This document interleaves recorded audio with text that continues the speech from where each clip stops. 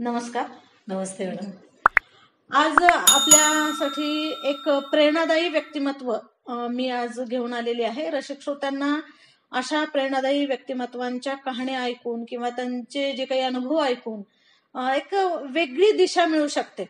जे नवीन आता युवा पिढी येत आहे त्यांना अनेक सुविधा उपलब्ध आहेत, परंतु तरीही काहीतरी अडचणी सांगायचा बऱ्याच जणांचा स्वभाव असतो. परंतु अशा व्यक्तिमत्वांचं जेव्हा आपण जीवन प्रवास जाणून घेतो तेव्हा निश्चित एक वेगळी दिशा आपल्या विचारांना मिळू शकते. तर आज आपण शोभा माने मॅडमशी संवाद साधणार आहोत. पुन्हा एकदा आपलं स्वागत करते. शोभा माने मॅडम ह्या उत्तम शिक्षिका, उपक्रमशील शिक्षिका आहेत आणि नुकतंच त्यांना महाराष्ट्र शासनाचा सावित्रीबाई फुले पुरस्कार प्राप्त झालेला आहे. तर त्या निमित्ताने आपण त्यांच्या पूर्ण कार्यावरती गप्पांच्या ओघामध्ये प्रवास जाणून घेणार आहोत, प्रकाश टाकणार आहोत. तर मॅडम, मला पहिला प्रश्न तुम्हाला असा विचारायला आवडेल की आपलं जन्मगाव कोणतं आणि आपलं बालपण कशा पद्धतीने आपण जगलात? माझं जन्मगाव सोलापूर जिल्ह्यामध्ये माढा तालुक्यामध्ये पिंपळनेर म्हणून एक छोटस गाव आहे आणि त्या गावची मी आहे. माझे वडील तिकडचे. म्हणजे आज खूप दुग्ध शर्करा योग आहे, दोघी लेकी सोलापूरच्या आहेत. हा खरे. तर माझे वडील रेल्वे पोलीस होते आणि माझी आई 7वी शिकलेली. माझ्या 7 मावशा शिक्षिका. मला एकूण 8 बहिणी सगळ्या जणी त्या. आणि माझी आई मोठी. पण माझ्या आईच्या प्रकृतीमुळं तिनं पुढचं शिक्षण घेतलं नाही, पण त्या काळात ती पण शिक्षिका झाली असती. आजारपणामुळं तिनं पुढचं शिक्षण घेतलं नाही, पण तिच्या सगळ्या बहिणी मात्र शिक्षिका, प्राथमिक शिक्षिका, कोणी माध्यमिक शिक्षिका. माझी मोठी बहीण पण मुख्याध्यापिका आहे महानगरपालिका शाळेमध्ये करमाळ्याला. आणि 2 भाऊ आहेत तर ते पण त्यांच्या ठिकाणी काम करतायत चांगलं. एक भाऊ माझा बिझनेस करतोय, एक भाऊ रेल्वेमध्ये वडिलांच्या जागेवर लागलेला आहे आणि आम्ही 3 बहिणी शिक्षिका. म्हणजे एकूण समृद्ध विचारांचा वारसा लाभलेलं आपलं घर आहे. मग आपलं बालपण कसं गेलं या ह्याच्यामध्ये? बालपण वडील रेल्वे पोलीस असल्यामुळं सतत त्यांच्या बदल्या व्हायच्या आणि मग बदल्या झाल्या की मग सतत शाळा बदलली. म्हणजे पहिली पासूनची शाळा माझी सोलापूरला झाली 5वी पर्यंत. त्यानंतर मग दौंडला बदली झाली वडिलांची, तर दौंडच्या श्रीमती विठाबाई चव्हाण कन्या विद्यालय, तर तिथल्या शाळेत माझं 9वी पर्यंत शिक्षण झालं. आणि त्यानंतर मग मी पुन्हा आमच्या घरच्या काही प्रापंचिक अडचणीमुळे वडिलांनी आम्हाला सगळ्यांनाच गावाकडे ठेवायचा निर्णय घेतला. आणि मग 9वी 10वी 2 वर्ष मी गणेश विद्यालय पिंपळनेर या ठिकाणी माझी झाली 10वी पर्यंत शिक्षण 2 वर्ष. आणि मग पुढे मग डीएड करायचा वडिलांनी निर्णय घेतला. तेव्हा त्या काळामध्ये असं मुलींना काही तेवढं स्वातंत्र्य नव्हतं की तुला काय करायचं ते कर वगैरे असं. आणि मावश्या माझ्या सगळ्या शिक्षिका असल्यामुळे मग तू पण शिक्षिकाच व्हायला पाहिजे. माझी मोठी बहीण पण शिक्षिका झाली होती. पण माझं स्वप्न असं होतं की मला वडील रेल्वे पोलीस असल्यामुळं मला पोलीस अधिकारी व्हायचं होतं. आणि त्या काळामध्ये थोडी वाचनाची आवड होती, म्हणजे अजूनही ती जपून ठेवलेली आहे. आणि मग मीरा बोरवणकर, मनीषा म्हैसकर, किरण बेदी या माझ्या आदर्श होत्या. म्हणजे त्यांच्या पावलावर पाऊल घेऊन म्हणजे काहीतरी आपण पण पोलीस खात्यात अधिकारी व्हावं आणि समाजाची सेवा करावी असं एक स्वप्न होतं. पण त्या काळच्या काही अडचणीमुळे म्हणा किंवा काय, कॉलेज जवळ नव्हतं. 11वी 12वी करून पुढे कॉलेजचं शिक्षण घेऊन पुन्हा हे करायचं म्हटल्यानंतर मग वडील म्हणले नको, आपण 2 वर्षाचं डीएड करूया आणि स्वतःच्या पायावर उभं राहूया. मग वडिलांचं ऐकलं त्यावेळेला. मग पण असं झालं की त्यावेळेला 10वी नंतर डीएड म्हटलं की 16 वर्ष पूर्ण असावी लागायचे. पण मी 15 वर्षातच 10वी केली होती. मग 1 वर्ष करायचं काय. मग 1 वर्ष मी माझ्या मावशीच्या मुलाला सांभाळायला कोणी नव्हतं आणि मग ती म्हणाली तू आता घरीच बसणार 1 वर्ष, तर मग माझ्याकडे ये मुंबईला घाटकोपरला, माझी मावशी शिक्षिका आहे. मग तिच्याकडे मला त्याने घेऊन गेले 1 वर्ष. मग त्या 1 वर्षाच्या काळामध्ये तिचं बाळ सांभाळायचं, घरातलं तिला काम पण करावं लागायचं, म्हणजे मदत करायची, कारण तेवढं कुटुंब आमचं काही साधन नव्हतं त्या काळामध्ये. पडेल ते काम करायचं. आणि मग छंद पण जोपासला मग मी त्या काळामध्ये वाचनाचा. ज्ञानपीठ पुरस्कार विजेते वि.स. खांडेकर यांचे सगळे पुस्तकं तेव्हा मी वाचून काढले. आणि मग वाचनाचा छंद जोपासला आणि तेव्हा मला नोट्स काढायची सवय होती. काही जे काही वाचलं की ते नोट करून ठेवायचं. ती बरोबर. पुस्तिका पण माझ्याकडे अजून पण आहे. बरोबर. ते वर्ष मी तसं केलं, त्या म्हणजे वेळेचा उपयोग केला. बरोबर. मग नंतर 1 वर्ष पूर्ण झाल्यानंतर नंतर बीएडला DED. फॉर्म भरला. तेव्हाही माझा नंबर लागला, 2 ठिकाणी नंबर लागला. म्हणजे माझ्या मावशीची अपेक्षा होती की तू आता इथं राहिली वर्षभर तर तू इथंच डीएड कर. आणि मग वडील म्हणाले बघ तुला कुठं करायचंय. मग इकडं आपल्या सोलापूर जिल्ह्यात मायभूमी आपली, हो. मग इथंही फॉर्म भरला. मग मी परत आले होते सुट्टीमध्ये. नंबर लागला माझा दोन्हीकडे पण. बरं. सोमय्या कॉलेज दादरला पण नंबर लागला आणि इथं अध्यापिका विद्यालय बार्शीमध्ये पण नंबर लागला. मग द्विधामान स्थिती झाली, पण मी माझ्या मनावरती ठाम राहिले की वडिलांनी माझं 10वी पर्यंत शिक्षण पूर्ण केलं. बरोबर. तर मग पुढे आपण वडिलांच्याच सहवासामध्ये राहून ते डीएड पूर्ण करावं. पुढच्या ज्या काही आपले स्वप्न आहेत ते पूर्ण करण्याची संधी वडिलांच्या सहवासात राहून नंबर लागला. पण त्यावेळेला असं झालं मॅडम, वडिलांकडे 300 रुपये नव्हते भरायला, फी भरायला. बरं. मग माझे मामा वगैरे आले होते त्यावेळेला. आणि मग काय चाललंय, मग मी थोडस म्हणजे रुसलेले होते की आता वडील म्हणले आता बस झालं, एक जणीच झाले डीएड, एक मुलगी शिकलेली आहे, आता तू काय कर, तुझं शिक्षण थांबव. माझी काही ऐकत नाही. बरं. कारण आम्ही 6 भावंड होतो, वडील रेल्वे पोलीस, एकट्याच्या पगारावर सगळं. मग तसं म्हटलं की मग नाही, म्हणलं मला नाही जायचं, म्हणलं दुसरीकडे कुठे शिकायला आणि इथंच राहायचंय. तेवढ्यात मामा आले. मामा म्हणले काय चाललंय काही नाही. मग मामांनाही सांगितलं की असं असं जायचंय मला. तेव्हा मामानी माझी 300 रुपये फी भरली. आणि मग पुन्हा ते वडिलांनी पण ते एक्सेप्ट केलं. वडिलांनी पुन्हा मग दर महिन्याला यायचे. हॉस्टेलवरती मी राहिलेले होते. वडिलांना आम्ही भाऊ म्हणायचो. खरं तर म्हणजे सगळ्या प्रेरणा माझ्या भाऊंकडून, म्हणजे माझ्या वडिलांकडून. डीएड कॉलेजच होतं हॉस्टेल, अध्यापिका विद्यालय, हा हॉस्टेल कॉलेजच होतं. त्यावेळेला आईनापुरे मॅडम म्हणून अतिशय स्ट्रिक्ट मॅडम होत्या. तर त्यांच्या शिस्तीमध्ये आम्ही वाढलो घडलो. आणि जदी सहस्रबुद्धे म्हणून प्राचार्य होते, त्यांची शिस्त खूप, म्हणजे त्यांच्या जडणघडीमध्ये म्हणजे वाढलो. आणि मग तिथं माझा 2रा नंबर आला डीएड कॉलेजला. पुढे मग शिक्षण नाही थांबवलं. इकडं मग बीए पण मी पूर्ण केलं. लगेच नोकरी लागली. डीएड झाल्या 2 महिन्यात तर मला नोकरी लागली. म्हणजे तेव्हा कसं लगेच जागा भरल्या जात होत्या. आणि मग 18 वर्ष 2 महिन्यात तर मला जॉब लागला. बरोबर.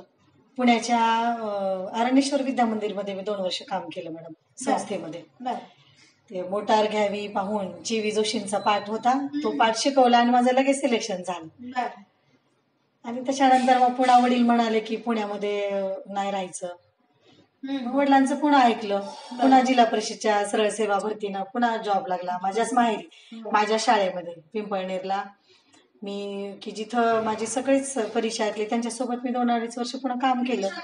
की ज्या शाळेत आपण विद्यार्थी म्हणून आपल्याच मातृभूमीमध्ये, आणि आपलेच सगळे लोक. आणि माझ्या गावचे सरपंच होते त्यावेळेला, लोंढे म्हणून. तर ते माझ्या वडिलांचे मित्र.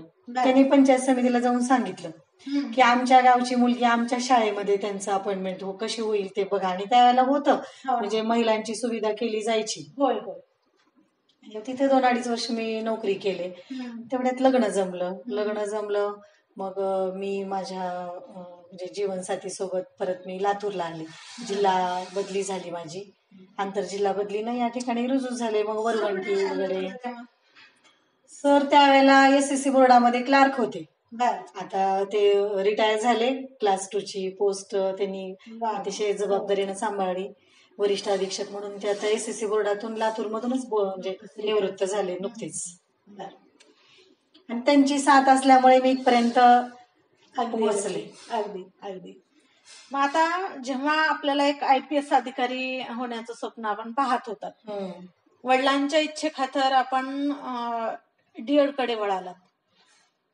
आता जे आपण वातावरण बघतोय की नाही मला हे करायचंय आणि तिथं जर मला नाही जायला मिळालं तर मी काहीच नाही करणार, हे जे वातावरण आहे ते मला वाटतं तुम्ही जे काही तुमच्या डीएड करून शिक्षिका होऊन जे साध्य केलंय पुढं, तर त्याच्यातून एक तुम्ही चांगला संदेश देताय विद्यार्थ्यांना आजच्या, की तुम्ही कुठला मार्ग निवडलाय त्याच्यात तुम्ही शेवटच्या शिखरापर्यंत पोहोचलं पाहिजे, तिथं मेहनत केली पाहिजे. म्हणजे हे जे काही नकारात्मक विचार आहेत की नाही मला हे नाही करायचंय, मला ते नाही करायचंय, त्यापेक्षा जे वातावरण आहे, जे परिवेश आहे, मान्यच आहे की प्रत्येकाला त्याच्या मनाचं करायला मिळावंच, पण नाही मिळालं काही कारणवश, तर त्याच्यातून सुद्धा एक सकारात्मकता आपण जोपासली पाहिजे आणि त्याच्यातून एक चांगलं ध्येय गाठलं पाहिजे, असा एक सुंदर संदेश तुमच्या आता बोलण्यातून नकळत तुम्ही आता पुढच्या पिढीसाठी दिलेला आहे.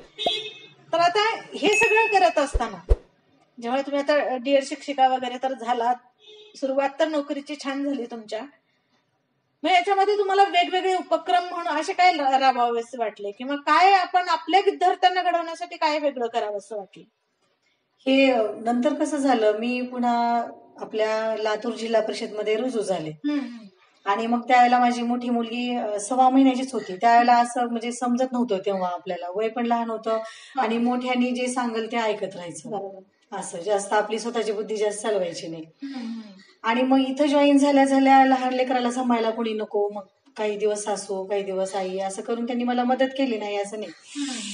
मग हे करत असताना मी पुन्हा शाळेमध्ये जॉईन झाले. मुलीकडे लक्ष देत देत माझ्या ज्या काही आवडीचे जे छंद होते ते मुलांमध्ये रुजवण्यासाठी माझा प्रयत्न होता. आणि मग हे करत असताना अत्यंत प्रामाणिकपणे पहिल्यापासून पडेल ते काम म्हणजे करत राहायचं. मग वरवंटी सारख्या शाळेत मी जॉईन झाले. मग तरी पण मला खुणवायचं कुठेतरी काहीतरी वेगळं करायचं म्हणून, कारण मीरा बोरवणकर, मनीषा म्हैसकर, किरण बेदी मी त्यांना विसरले नव्हते. म्हणजे जरी मला पोलीस अधिकारी नाही बनता आलं तरी मला काहीतरी शिक्षण क्षेत्रामधून काहीतरी कुठल्या तरी एखाद्या प्रतिष्ठित उच्च अधिकारी म्हणून मला काहीतरी करता येईल शिक्षकी पेशेमधून सुद्धा, असं वाटायचं. कारण ग्रॅज्युएशन झालेलं होतं. मग मी माझ्या मिस्टरांना म्हणायचे की मला माझं ग्रॅज्युएशन झालेलं आहे, मला पुढच्या परीक्षा देऊ द्या. मग ह्यांचं कसं होतं, ऑफिसमध्ये असल्यामुळे यांचे वेगळे अनुभव होते. ते मला म्हणायचे की महिलांसाठी हे क्षेत्र योग्य नाहीये, घर सांभाळून, मुलं सांभाळून, स्वतःचे छंद सांभाळून हे बऱ्याच गोष्टींना म्हणजे सामोरं जावं लागतं, फेस करावं लागतं महिला म्हणून. तर तू तुझं काम तू प्रामाणिकपणे जे चालू आहे ते कर, तुला मी काही अडवणार नाही. आता कधी कधी काय असतं, काही गोष्टी समायोजन क्षमता मानवामध्ये असलीच पाहिजे. जसं मी ते क्षेत्र समायोजन करून घेतलं होतं शिक्षकी पेशेचं. मग नंतर मग मी ठीक आहे म्हणलं, याच्यामध्येच मग मी वाहून घ्यायचं ठरवलं. आणि मग जिथं जाईल तिथं मी मुलांसाठी बेस्ट करण्याचा प्रयत्न केला आणि मला त्याच्यासाठी घरातून पण साथ मिळत गेली. मुलांच्या उपजत कलागुणांना मी वाव देण्यासाठी वेगवेगळ्या स्पर्धांमध्ये मुलांना उतरवायचे. मुलांनाच नाही तर मी पण स्वतः पण. मग शिक्षकांच्या स्पर्धा असतील, नवोपक्रम स्पर्धा असतील, आणि हे करत असताना जे आलेले अनुभव आहेत ते मी ते लिहिण्याचा प्रयत्न करायचे. बरोबर, एखादं मूल घडत असताना तो कसा घडतोय माझ्या म्हणजे नजरेतून ते सुटायचं नाही. आणि थोडीशी समीक्षणाची परीक्षणाची आवड असल्यामुळे मग ते लेखनाकडे पण मी वळाले. आणि हे शाळेत मी जे काही राबवलं ते मग मी सांगायचे, कोणाला ते आवडो नाहीतर नाही आवडो, पण ते कोणाला तरी कोणीतरी त्यातून प्रेरणा घेईल असं एक प्रांजळ इच्छा असायची निश्चित. आणि म्हणून मग मी शाळेत राबवलेले उपक्रम असतील किंवा मुलांसाठी मी काय करते, मी सतत प्रसार माध्यमाच्या माध्यमातून मी ते इतर शिक्षकांपर्यंत पोहोचवण्याचा प्रयत्न करत होते. मला वाटतं पुस्तकं पण आपण काहीतरी प्रकाशित केली, मुलांची पण आणि तुमची पण. स्वतः तर आपण लिहिलंच पाहिजे, पण मुलांना लिहितं केलं पाहिजे असं म्हणजे मला वाटायचं. आणि त्यातून माझ्या मार्गदर्शक म्हणा, प्रेरणादायी व्यक्तिमत्व आपल्या लातूरच्या गट शिक्षणाधिकारी आदरणीय तृप्तीताई अंधारे मॅडम त्या काळच्या, आता त्या सोलापूरला शिक्षणाधिकारी म्हणून काम करत आहेत, तर त्या माझ्या प्रेरणास्थान. शिक्षकांना सुलभक म्हणून काम करत असताना सतत त्यांच्याशी भेट व्हायची. मग त्या म्हणायच्या, मॅडम तुम्ही लिहितात तर मग मुलांसाठी पण काहीतरी थोडंफार म्हणजे बघा जमते का. आणि हळूहळू मग माझे लेखन चालू असतानाच त्यात तुम्ही पण मला भेटला. त्या काळामध्ये माझ्या पहिल्या पुस्तकाला म्हणजे प्रस्तावना तुमचीच आहे, उत्तुंग भरारी बालकवींची. त्यामध्ये जेवढीच्या विद्यार्थ्यांनी खूप छान लेखन केलेलं होतं. परिपाठामध्ये मी सहज सांगून टाकायचे एखाद्या विषयावर, किंवा तुम्हाला जो वाटेल तो मुक्त विषयावरती लिहा, माझ्याकडे आणून द्या ते. मग त्यांनी लिहायला चालू केलं होतं, पण दिशा मिळत नव्हती त्यांना पाहिजे तशी. मग मला आठवलं की बा अरे आपली मैत्रीण आहे नयनताई, तर त्यांना एक दिवस बोलवावं शाळेमध्ये. आणि मग कार्यशाळा घेतली आणि मग माझे मुलं थांबले नाहीत. त्यांची गाडी सुसाट वेगाने निघाली. एकेका मुलाने 200-200 कविता लिहून काढल्या मॅडम. मग त्याच्यामध्ये नागेश्री नाईक नावाची मुलगी, मग यादव नावाचा एक विद्यार्थी, बरेच विद्यार्थी त्याच्यामध्ये. तर त्यांनी छान छान कविता लिहिल्या. अगदी. आणि मग त्यांना मी म्हणायचे की तुम्ही लिहा, तुमचं प्रकाशन आपण करूया. आणि मग त्यांनी लिहायला सुरू केलं, ते थांबले नाहीत. मग लातूरमध्ये शिक्षकांसाठी एक कार्यशाळा झालेली होती, शिक्षणाची वारी झालेली होती तिथं. होय. तर मग त्यामध्ये त्या तत्कालीन प्रधान सचिव माननीय नंदकुमार साहेब उपस्थित होते. तर त्यांच्या शुभ हस्ते ते सगळे पुस्तकं प्रकाशित झाली. आणि मग ते काम सुरूच राहिलं. मुलांचं लेखन असेल, माझं असेल, 6 पुस्तकं प्रकाशित झाले. त्यासाठी आपलं हार्दिक अभिनंदन. Thank you madam. आणि हे करत असताना मग शिक्षकांसाठी काहीतरी करायची म्हणजे उर्मी असायची.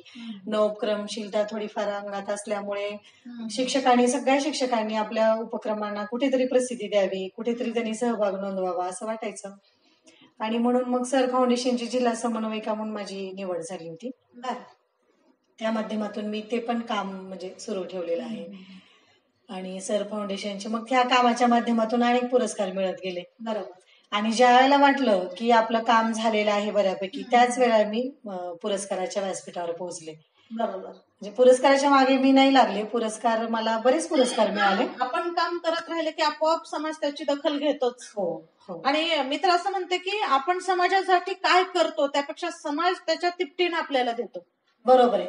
आणि मग हे करत असताना ज्या वेळेला वाटतं की बाबा थोडंफार काम करणारे शिक्षक नामांकित पुरस्कारासाठी, सन्मानासाठी उभे राहतात. मग आपण तर 30 वर्ष होऊन गेले काम करतोय त्याच गतीनं, न थांबता न थकता. म्हणजे अविरतपणे हे काम सुरू होतं. आणि हे काम असं नाही फक्त एकतर्फी नव्हतं तर चौफेर होतं.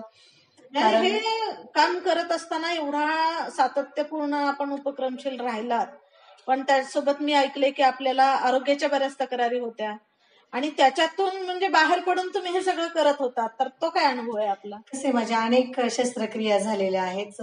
प्रकृती साथ देत नव्हती तरी पण इच्छाशक्तीच्या बळावरती आपण एखादं कार्य पूर्ण करू शकतो, हे माझं स्वतःचं ब्रीदवाक्य होतं. कर्म हीच पूजा आणि कर्म हीच उपासना. आणि म्हणून मग मी काम करत राहिले. मग मला शरीराने साथ दिली. मध्ये आधी माझे छोटे छोटे शस्त्रक्रिया, कुठं काहीतरी आजार वगैरे हे सुरूच होतं. आणि अजूनही आहेच. पण त्या आजाराला मी धरून जर बसले असते तर माझ्याकडून काम झालं नसतं आणि मग मी केव्हाच मागे संपले असते असं मला वाटतं. किती उदात्त विचार तुम्ही ठेवलात पहा. विज्ञानवादी बसवेश्वरांचा विचार आहे, कायक वे कैलास, कर्म हीच पूजा. आणि हे जर खरंच प्रत्येक महिलेने अंगीकारलं, महिलेनेच काय प्रत्येकानेच अंगीकारलं, तर एक वेगळी दिशा प्रत्येकाच्या आयुष्याला मिळेल. ही जी काय आपण आता ऐकतोय ना नवीन पिढीमध्ये की व्यसनाधीनता, वेगळ्या मार्गाला जाणं असेल, भरकटणं जे म्हणतो आपण आताच्या पिढीमध्ये खूप दिसतंय. पण त्यांनी जर हे तत्व अवलंबलं तर त्यांच्या आयुष्याला निश्चित एक वेगळी दिशा मिळेलच. कसं आहे मॅडम, आपण जर एखाद्या आवडीचं काम करत असू तर तेव्हा आपल्याला कितीही संकट आली, अडचणी आल्या, विरोध झाला कोणाचा, तरी पण त्या ठिकाणी आपली इच्छाशक्तीच्या बळावर आपण ते तरुण म्हणजे पूर्ण करू शकतो. अगदी. आणि मग हे करत असताना मला अनेक संधी मिळाल्या प्रशासनाकडून सुद्धा. बालभारती पाठ्यपुस्तक मंडळामध्ये समीक्षणाचं कार्य केलं मी सलग 3-4 वर्ष. 16, 17, 18, 19 मध्ये मी त्यावेळेला जेवळीच्या शाळेत होती. तिथं मला बरेच साहित्यिकांच्या संपर्कात गेल्यानंतर मला शिकायला मिळालं आणि खारीचा वाटा मला उचलता आला. समीक्षण म्हणजे काय करत होतात तुम्ही? म्हणजे जे काही पुस्तकं असतात बालभारती पाठ्यपुस्तक मंडळामध्ये, आपले शिक्षक जे अभ्यासू शिक्षक आहेत त्यांच्या माध्यमातून पुस्तकं जे विद्यार्थ्यांसाठी तयार होतात, क्रमिक पुस्तकं, मग ते पुस्तकामध्ये काय आहे घटक, तर त्याला अनुसरून जे काही कविता असतील किंवा त्यात अनुसरून जे काही चित्र असतील, जो आशय मांडलेला आहे तर तो योग्य आहे का, त्यात तुमचं काय मत तुम्ही त्याच्यामध्ये ऍड करू शकतात, किंवा एखादं ते नको असेल तर का नको आहे, याच्यावरती म्हणजे मंथन होत असतं. काही ठराविक महाराष्ट्र म्हणजे राज्यातले जे काही शिक्षक आहेत, निवडक शिक्षकांना बोलवून घेऊन त्या ठिकाणी त्याच्यावर समीक्षण परीक्षण होतं. मग तो अनुभव माझा खूप छान आहे. आणि मग मला वाटायचं की त्या निर्मितीमध्ये आपण काम करावं. 2 वर्षापूर्वी मी ती लिंक भरली होती, अशीच लिंक ती माझ्यापर्यंत पोहोचली. आणि कसं आहे, जिथं काही नवीन आहे तिथं मी शोधात असायचीच. नवं ते हवंय आपल्याला, तुरचं ब्रीद आहेच नाही म्हटलं तरी पण. आणि मग ती लिंक भरली मी 2 वर्षापूर्वी. त्यावेळेला मग ते सगळेच निकष माझे जवळपास पूर्ण झालेले होते. आणि सुप्त इच्छा होती की राज्य शासनाचा सावित्रीबाई फुले पुरस्कार जरी नाही मला मिळाला तरी बालभारतीच्या पाठ्यपुस्तक मंडळ निर्मितीमध्ये काम करायला मिळालं पाहिजे. ती सुद्धा इच्छा आता माझी काही दिवसामध्ये पूर्ण होईलच. आता डिक्लेअरही झालंय की निवडपत्र मिळेल आता, पण त्यांनी ते जे काही प्रोसेस आहे ते पूर्ण करण्यासाठी म्हणजे मेल आलेला आहे. त्याच्याबद्दलही आपलं हार्दिक अभिनंदन. धन्यवाद मॅडम. तर त्या लिंक भरत असताना त्याच्यामध्ये असं सगळंच कार्य होतं चौफेर. म्हणजे विद्यार्थ्यांसाठी तुम्ही काही लेखन केलेलं आहे का, विद्यार्थ्यांचं लेखन केलेलं आहे का, समीक्षण केलेलं आहे का, त्याचबरोबर शिक्षकांसाठी तुम्ही सुलभक म्हणून काम केलेलं आहे का, लेख किती तुमचे प्रकाशित आहेत. मला दैनिक एकमतने पण खूप सहकार्य केलेलं आहे, दैनिक लोकमतची पण मी ऋणी आहे. म्हणजे उपक्रम जे असतील तर ह्या वर्तमानपत्रांनी माझे खूप प्रसारित केलेले आहेत. प्रसार माध्यमांचा खूप मोठा हात असतो, आपल्याला मोठं मला प्रेरणा देण्याचं काम त्यांनीच केलं, माझं काम थांबलं नाही. बरोबर. तर त्यांनी मला प्रोत्साहन दिलं, तर त्यामुळे मी त्यांची या ठिकाणी मी ऋण व्यक्त करते. कारण शाळेत पण छोटे मोठे उपक्रम मी घेतले तर त्याचं प्रसार माध्यमांनी दखल घेतलेली आहे. आणि हे सगळं म्हणजे तन मन धन करून म्हणजे खर्चून केलेलं काम होतं हे. बरोबर. अगदी ज्या शाळेत मी आता आहे त्या शाळेमध्ये मला शाळा व्यवस्थापन समितीचे अध्यक्ष तळेकर साहेब आहेत, त्याचबरोबर मुख्याध्यापक आहेत आदरणीय पांढरे सर, आणि आमचे सर्वच टीम, मग भोसले सर आहेत, माझ्या सगळ्या भगिनी आहेत. तर या सगळ्यांच्या टीमकडून पण खूप छान सहकार्य मिळालं. एकमेका सहाय्य करू अवघे धरू सुपंथ या उक्तीप्रमाणे आम्ही काम करत गेलो. आणि वानवड्याच्या शाळेमध्ये आम्ही कुठल्याही प्रकारची वानवा राहू नये म्हणून एका दिलानं एका मनानं काम केलं. त्यामुळं मग तिथं मला सावित्रीबाईच्या व्यासपीठावरती माझं जे म्हणजे सावित्रीबाईचं जे ध्येय होतं की त्या व्यासपीठावर मला जायला मिळालं पाहिजे. म्हणजे बक्षीस मिळावं म्हणून नाही किंवा कुठल्याही आमिषानं नाही, तर आपण काम करतोय ना तर तो आपला अधिकार आहे. बरोबर. आणि कुणाला तरी प्रेरणा मिळाली पाहिजे आपल्या कामातून, हे एक होतं. आणि काम करण्याला संधी मिळते तर मग त्या संधीचं सोनं व्हावं. त्या निमित्तानं क्रांतीज्योती सावित्रीबाई फुले या माझ्या आदर्श आहेत, लहानपणापासून मी त्यांच्याकडे बघून काम करते. तर त्या ज्ञानदेवताच्या आदर्शामुळे मी इथपर्यंत आलेली आहे. आणि तिथं जायची संधी मला मिळाली. मग डाएट असेल, जिल्हा परिषद असेल किंवा समाज असेल, सगळ्यांची मला वेळोवेळी साथ मिळत गेली, माझ्या कलागुणांना वाव मिळत गेला, म्हणून तिथं मला जायची संधी मिळाली. कोरोना काळामध्ये खूप म्हणजे वाईट अनुभव येत होते आपल्या सगळ्यांनाच. म्हणजे घरात तर होतेच सगळे अडचणी, पण आपल्याला म्हणजे जान है तो जहान है, जीव मुठीत धरून आपण आपलं प्रशासकीय काम पण पाहत होतो. आणि त्याच काळामध्ये माझी एक मोठी शस्त्रक्रिया झाली की जिथं महिलांना 6 महिने विश्रांतीची गरज असते. पण मला माझ्या विद्यार्थ्यांचं प्रेम अगदी 24व्या दिवशी शाळेत ओढून नेलं. म्हणजे मी 24 दिवस पण आराम नाही केला शाळेत. आणि मग मला घरातून विरोध होत होता की एवढ्या लोक तू शाळेत जॉईन होऊ नकोस. पण त्यावेळेला मला वाटायचं की दुसरीचा वर्ग होता, पहिली दुसरी कोरोना काळात माझ्याकडेच होती. आणि तो वर्ग जर यावर्षी मागे पडला तर पुढे मग तिसरीला गेला की विषय वाढतात, मग तो पुन्हा नंतर मागेच राहील, काही विद्यार्थी त्यातले काही मागे राहतील, म्हणजे अशी मला भीती वाटायची. आणि म्हणून मग मी शाळेत लवकर जॉईन झाले. आणि त्या काळामध्ये कोविड कॅप्टन आणि बालकांचे शिक्षण या म्हणजे नवक्रमाच्या माध्यमातून घरोघर भेटी असतील किंवा दूरस्थ शिक्षणाच्या माध्यमातून मुलांना बोलवून घ्यायचं, मास्क वगैरे तोंडाला लावून त्यांना लांबूनच काय असेल ते अभ्यास द्यायचा किंवा स्वाध्याय द्यायचा त्या आठवड्याचा, तो तपासायचा. मग अशा पद्धतीने त्यांचं शिक्षण सुरू ठेवलं, दूर बसवायचं आणि शिकवायचं आणि निघून यायचं. तर अशा पद्धतीनं कोविड कॅप्टन बालकांचे शिक्षण या उपक्रमाला सुद्धा मला त्यावेळेला जिल्ह्यातून 2य क्रमांकाचं पारितोषिक भेटलं होतं. तर हा एक माझ्या आयुष्यातला म्हणजे खूप अविस्मरणीय असा अनुभव आहे. कारण मी स्वतःचा जीव धोक्यात घालून तिथं म्हणजे ते काम पूर्ण केलं. आणि त्या काळात तब्येत बरी नसताना, बरी नसताना, म्हणजे त्यावेळेला सगळ्या महाराष्ट्रात ओरड उठली होती की कोरोना आपल्यातून निघून गेल्यानंतर की तिसरीच्या वर्गाला खूप लक्ष देणं गरजेचं आहे, तिसरीचा वर्ग वाचन लेखनामध्ये मागे आहे, सगळीकडे ही ओरड होती. पण एकमेव माझी शाळा अशी असेल आमच्या तालुक्यामध्ये की माझ्या तिसरीच्या वर्गात तिसरीत जाणाऱ्या विद्यार्थ्यांना 100% लिहिता वाचता येत होतं. तर ही गोष्ट माझ्यासाठी अविस्मरणीय अशी आहे. म्हणजे तुम्ही जे कष्ट घेतलं त्याला फळ मिळालं म्हणायला हरकत नाही. नक्कीच. त्यानंतर म्हणजे हे सगळं करत असताना मला सगळ्यांचं सहकार्य लाभलं, सगळ्यांच्या म्हणजे प्रेरणा होत्या, सगळ्यांच्या शुभेच्छा पाठीमागं होत्या माझ्या. तुम्ही मगाशी म्हणालात ना की राजकीय काही एखादा अनुभव सांगा, तर मला म्हणजे राजकीय सगळ्याच लोकांनी मला सहकार्य केलं म्हटलं तरी हरकत नाही. आमच्या औशाचे शहरी आमदार माननीय अभिमन्यू पवार साहेब असतील किंवा ग्रामीण आमदार धीरज भैया असतील, त्याचबरोबर लातूरचे माननीय अमितजी देशमुख साहेब असतील, रेणापूरचे माननीय रमेशजी कराड साहेब असतील, त्याचबरोबर इतकंच नाही तर शिक्षक आमदार माननीय विक्रमजी काळे साहेब किंवा राज्यमंत्री माननीय संजयजी बनसोडे साहेब, सगळ्यांनी वेळोवेळी प्रेरणा दिली मला आणि म्हणून शुभेच्छा त्यांच्या होत्या पाठीशी सदैव. त्यामुळं पण मला इथपर्यंत पोहोचण्याची संधी, कारण कुणीतरी आपल्या पाठीशी शाबासकीची थाप देत असेल तर त्यावेळेला आपण दुप्पट वेगाने काम करतो. अगदी अगदी तसंच माझ्याकडून जे काही झालं काम ते ओघामध्ये सगळ्यांची साथ होती आणि त्यात तुम्ही पण आहात. म्हणजे बरेच पुस्तकं म्हणजे प्रकाशित होत होते, त्यावेळेला तुमचं वेळोवेळी मार्गदर्शन होतं आणि मग तुम्ही सुद्धा माझ्या प्रेरणास्थान आहात. आज या ठिकाणी आपण वेळ काढून आलात. नाही, तुम्ही घेतलेल्या अनेक उपक्रमांमध्ये मला सहभागी होता आलं.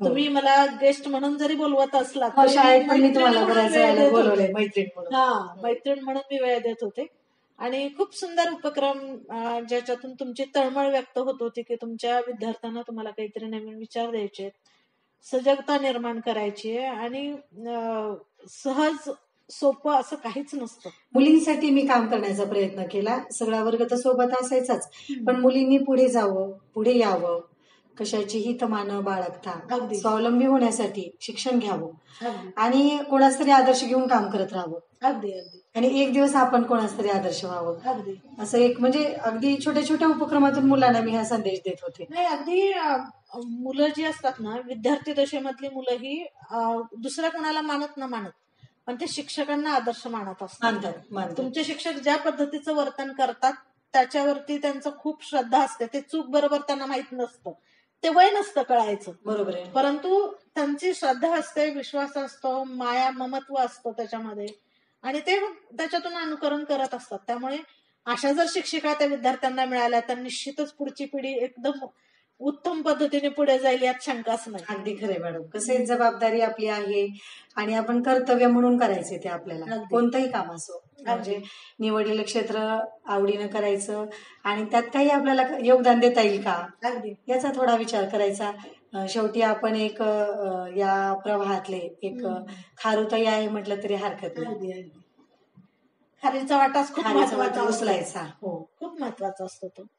मग तुम्ही सामाजिक आणि राजकीय क्षेत्राचाही तुमचा काहीतरी अनुभव आहे, म्हणजे काय म्हणाल त्याच्याबद्दल? समाजासाठी काहीतरी करावं असं मला नेहमीच वाटतं आणि मग त्यावेळेला मी कसल्याही परिणामांची वाट बघत नाही किंवा त्याची विचार करत नाही आणि मला जे करावं वाटतं ते मी ते करतेच.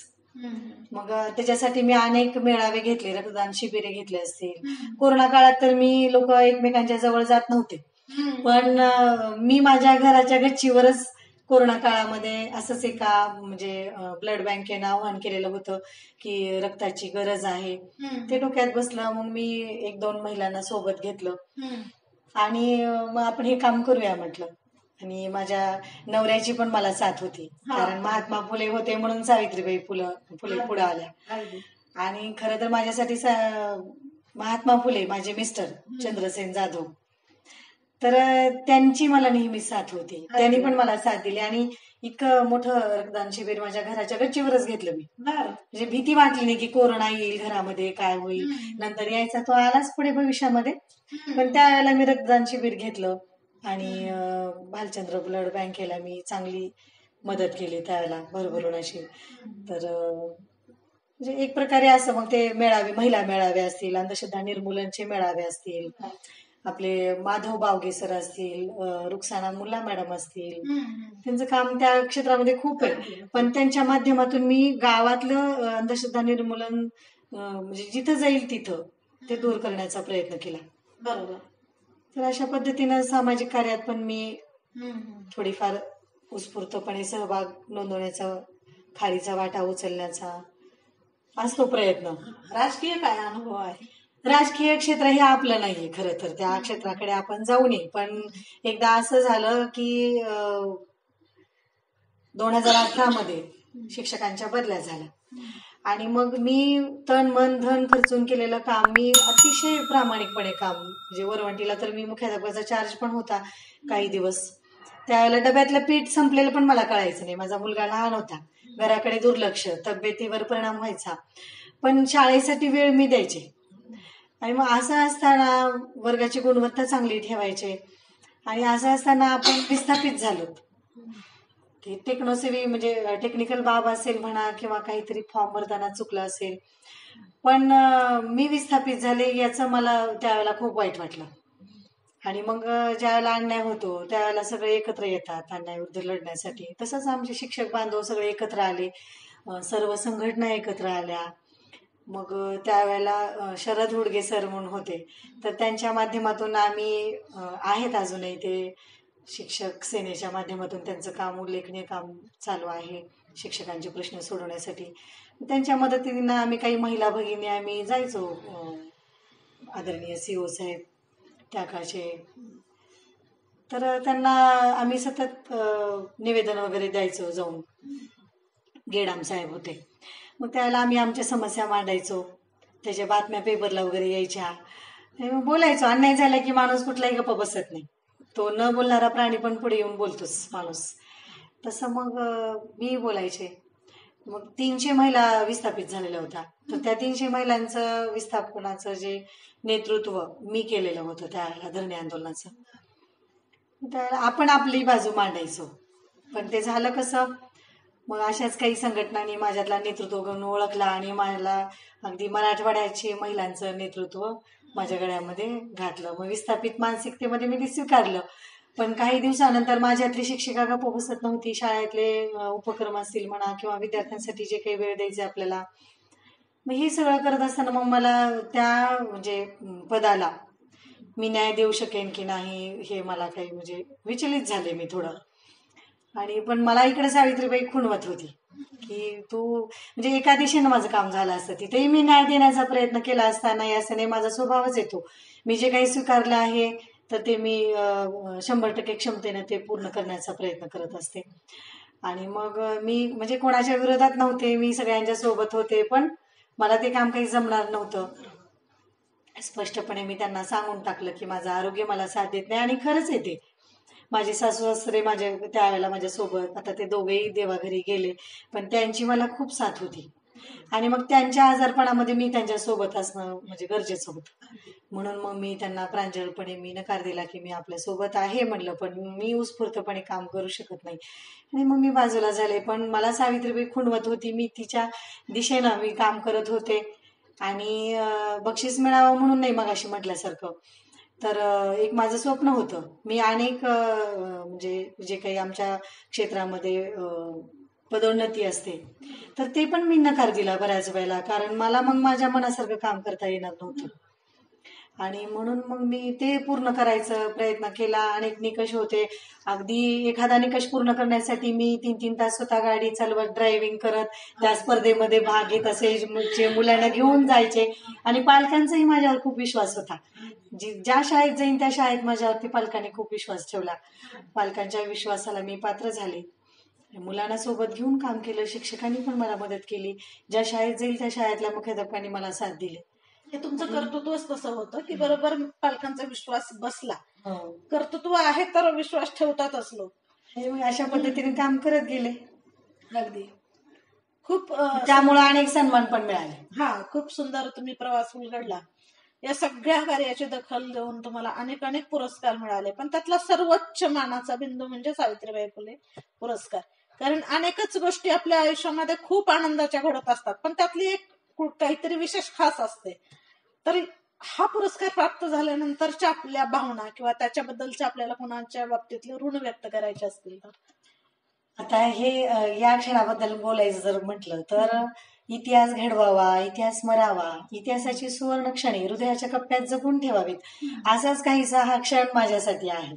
म्हणजे मी हयात असेपर्यंत तरी माझ्याकडे बघितल्यानंतर कोणाला म्हणजे आवडो नाही आवडो, पण ते माझ्याकडे बघून म्हणणारच आहेत की मॅडमला राज्याचा क्रांतीज्योती सावित्रीबाई फुले समाजसुधारक, थोर समाजसुधारक, आदर्श शिक्षिका पुरस्कार मिळालेला. कारण मला जो पुरस्कार मिळालेला तो 3 जिल्ह्यातून एक निवड आहे.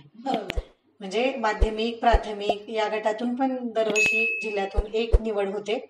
तसं KG to PG या गटातून फक्त महिलांच्या स्पर्धेमध्ये मी उतरलेले होते. आणि मग या स्पर्धेत मला यश मिळालं. तर हे यश मिळवत असताना हे काही एकटीचं काम नसतं, हेही तितक्याच मोठ्या मनाने मी कबूल करते. कारण हे सत्य आहे आणि काळ्या दगडावरची पांढरी रेष आहे की सगळेजण माझ्या सोबत होते. अगदी मग ते घरातले असतील, माझे मिस्टर सर्वप्रथम माझ्या सगळ्या कलागुणांना वाव देण्यासाठी त्यांची साथ कायम होती. कधीच त्यांनी मला अडवलं नाही. मला बालाचा निकष पूर्ण करायचा होता आणि शाळेला रंगरंगोटीला पैसा कमी पडत होता. मी प्रयत्न केला सुरुवातीला गावातून काही पैसा मिळेल का, पण म्हणावं तसा प्रतिसाद मिळत नव्हता. मग त्यावेळेला मी एका असंच माझ्या जवळच्या नातेवाईकाला फोन केला आणि मग मी म्हणलं, माझ्या नातेवाईकांमध्ये बरेच जण परदेशात काही आहेत नोकरीला. मग मला वाटलं गावातल्या लोकांकडून किंवा जवळच्या लोकांना त्रास देण्यापेक्षा आपण जवळच्या नातेवाईकांना बघून विचारावं, बोलून बघावं. तर मग एकेकाकडून 5-5 हजार रुपये मिळाले तर 50-60 हजार रुपये मला मिळतील, आपले काही घालावेत, आणखीन शिक्षक काही घालतील, असा विचार केला. तर त्यावेळेला त्यांनी म्हणाले असं मला की अगं शोभा, आताच माझ्या घराच्या रिनोव्हेशनसाठी 29 लाख रुपये खर्च केले. मग तेव्हा मला रात्रभर झोप आली नाही. अरे, रिनोव्हेशनसाठी एवढे खर्च करू शकतात लोक आणि ज्ञान मंदिरासाठी कुणीच आपल्याला एवढा पैसा देऊ शकत नाही. 5,000, 1,000, 2,000 त्यांनी दिले मला 1,000-2,000 रुपये, पण माझं समाधान नाही. पण तेव्हा मला क्लिक झालं की मी इतरांना पैसा मागण्यापेक्षा आपले स्वतःचीच जर एक पगार आपण जर नेट पेमेंट आपला जर ठेवला तर सुरुवात जर आपल्यापासून केली तर सगळे सोबत येतील. आणि मग मी मिस्टरांना म्हणाले की असं मला शाळेसाठी करायचंय. मग बालाचा उपक्रम शाळेत राबवायचा म्हटल्यानंतर आदरणीय आपले काय म्हणजे बालाचा उपक्रम म्हणजे काय आहे? शाळेमध्ये भौतिक ज्या गोष्टी आहेत त्याच्या माध्यमातून मुलांनी शिकलं पाहिजे असं. आणि मग CO साहेबांच्या मार्गदर्शनातून मी प्रत्येक शाळा भेट द्यायला जात होते. तर त्यावेळेला मला वाटायचं माझी शाळा का बरं नाही अशी. आणि मग तेव्हा वाटायचं की हा उपक्रम राबवायचा म्हटल्यानंतर शाळा सुसज्ज झाली पाहिजे, रंगरंगोटी झाली पाहिजे. मग ते झाडं वेली असतील, काही वस्तू असतील, भिंती बोलक्या पाहिजेत, सगळंच. आणि त्यातून मुलं शिकणार होते. आणि मग आदरणीय अभिनव गोयल साहेबांच्या प्रेरणेतून मी ते काम केलं. मग संक्रांत जवळ आलेली होती. संक्रांतीला मला 2 तोळे सोनं घ्यायचं होतं. कारण माझ्या सासूबाईंना कोरोना झाला होता. माझे मिस्टर कोरोनानी दोघं एकाच वेळेला 2 बेडवरती फुलाबाई बनसोडे हॉस्पिटलमध्ये. खर्च तर त्यावेळेला खूप येत होता. मग तेव्हा कुणाला उसने पैसे मागायचे, आपल्या खात्यावर असतात, आपण काही बचत करत असतो, पण ते मिळणार कधी आपल्याला. पण त्यावेळेला मग मला जे सुचलं, मी माझ्या दागिने त्यावेळेला 7 तोळे सोनं मी मोडलं. आणि सासूबाईंना मी त्या डॉक्टर राहुल सुळ यांना म्हणलं की माझे मिस्टर तर घरी आले पाहिजेतच, पण माझ्या सासूबाई सुद्धा त्यांच्यासोबत घरी आल्या पाहिजेत. आणि माझ्या त्या प्रयत्नाला यश आलं. मग मला ते थोडंसं, किती जरी महिला असली तरी ते सोनं थोडं म्हणजे असतंच, सोन्याची थोडंफार तरी असावं. ते सोनं परत मी जमवायला चालू केलं. मग मला 2 तोळे सोनं घ्यायचं होतं संक्रांतीच्या निमित्तानं. मग ते सोनं घेण्यापेक्षा मग मला आपण शाळेला 50,000 रुपये द्यावी. मग शाळेला 50,000 रुपये दिले. माझ्याच विचारात मतपरिवर्तन होणे म्हणून मी दुसऱ्याच दिवशी मग मी ती पूर्ण केली प्रोसेस. केंद्रप्रमुख, विस्ताराधिकारी सगळ्यांना बोलवलं, गावातले काही लोक, कारण त्या पैशाचा पण विनियोग चांगला व्हायला पाहिजे, त्याच कामाला लागले पाहिजेत. आणि मग माझं बघून म्हणजे म्हणा किंवा माझ्या प्रेरणेतून सगळ्यांनाच प्रेरणा मिळाली असेल. सगळ्या शिक्षकांनी पण आमच्या पुढाकार घेतला. सगळ्यांनी पण त्यांना जेवढे देता येतील 5-10 हजार रुपये प्रत्येकाने दिले. आणि मग शिक्षक देऊ लागले म्हटल्यानंतर गावातून पण सगळ्यांनी जमा केले पैसे. मग अक्षरशः मी कधी कधी पदर पण पसरला त्या गावकऱ्यांच्या समोर. मग मला त्यावेळेला ते वेडी म्हणत होते, काय म्हणत होते की पण देयानं मला झपाटलेलं होतं. अतिशय सुंदर शाळा. बऱ्याच वेळा तालुक्यामध्ये शब्द जे साध्य करत नाहीत ना, ते आपली कृती करून जाते. म्हणजे ते दृश्य चित्र जे दिसतं त्याच्यावर लोकांचा जास्त प्रभाव पडतो. म्हणजे शब्दाने जेवढं तुम्ही प्रभावित करू शकत नाही कधी कधी, ते तुम्हाला चित्राच्या माध्यमातून म्हणजे ते चित्र होतं तुमचं. कसं एकंदरीत मला माझ्या मिस्टरांनी साथ दिली. मला त्यांनी कधीच विचारलं नाही. त्यांचा पूर्ण विश्वास आहे माझ्यावरती की तू जे काय करशील ते योग्यच करशील. अगदी. आणि मी पण त्यांना कधी विचारलं नाही की म्हणजे तुमचा पेमेंट वगैरे काय करतात काही नाही. कारण त्यांनी पण अत्यंत प्रामाणिकपणे म्हणजे एकमेकांना आम्ही साथ दिली म्हणून आतापर्यंत आम्ही अगदी आलो तिथपर्यंत. अगदी अगदी. तर माझा मोठा म्हणजे आदर्श म्हणून माझी मोठी बहीण पण मला नगरपालिका शाळेत मुख्याध्यापिका आहे, सौ सुनंदा सुरेश जाधव म्हणून आदर्श मुख्याध्यापिका नगरपालिका शाळेत. तिच्या शाळेत 450 विद्यार्थी मुलं शिक्षण घेत आहेत. तर ती करमाळ्याला असते ती.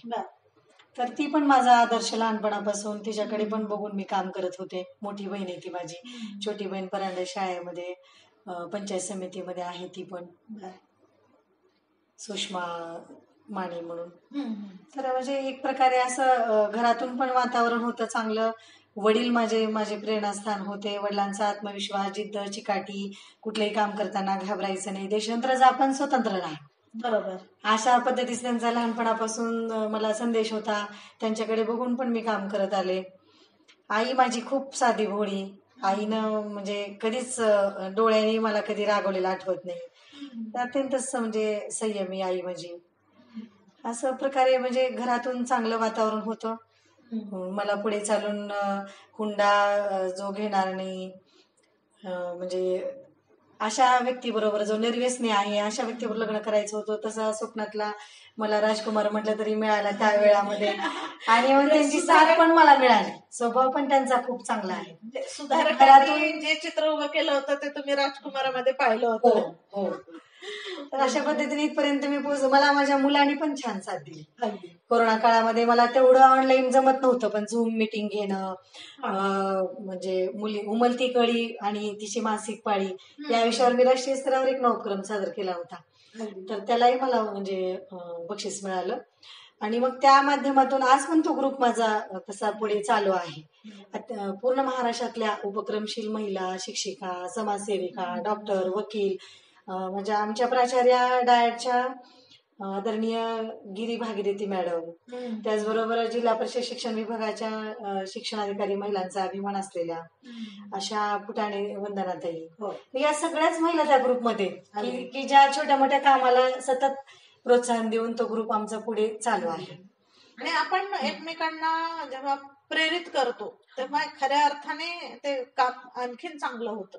हो. प्रत्येक जण तर आपापल्या कुवतीनुसार म्हणा, आपल्या क्षमतेनुसार, आपल्या आवकानुसार, आपल्याला जी काही मदत मिळते त्यानुसार, जो परिवेश आहे त्याच्यानुसार करतच असतो.